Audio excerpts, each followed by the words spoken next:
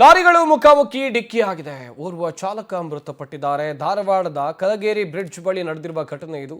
ಬೆಂಗಳೂರು ಪುಣೆ ರಾಷ್ಟ್ರೀಯ ಹೆದ್ದಾರಿಯಲ್ಲಿ ಈ ಘಟನೆ ನಡೆದಿದೆ. ಅಪಘಾತದಿಂದ ರಾಷ್ಟ್ರೀಯ ಹೆದ್ದಾರಿಯಲ್ಲಿ ಟ್ರಾಫಿಕ್ ಜಾಮ್ ಉಂಟಾಯಿತು. ಲಾರಿಗಳ ನಡುವೆ ನಡೆದಿರುವ ಮುಖಾಮುಖಿ ಡಿಕ್ಕಿ. ಓರ್ವ ಚಾಲಕ ಪ್ರಾಣ ಕಳ್ಕೊಂಡಿದ್ದಾರೆ.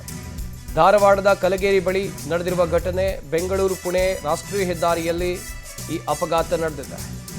ಅಪಘಾತದಿಂದ ರಾಷ್ಟ್ರೀಯ ಹೆದ್ದಾರಿಯಲ್ಲಿ ಟ್ರಾಫಿಕ್ ಜಾಮ್ ಉಂಟಾಯಿತು. ಸ್ಥಳಕ್ಕೆ ಸಂಚಾರಿ ಪೊಲೀಸರು ಭೇಟಿಯನ್ನು ನೀಡಿ ಪರಿಶೀಲನೆಯನ್ನ ನಡೆಸಿದ್ದಾರೆ.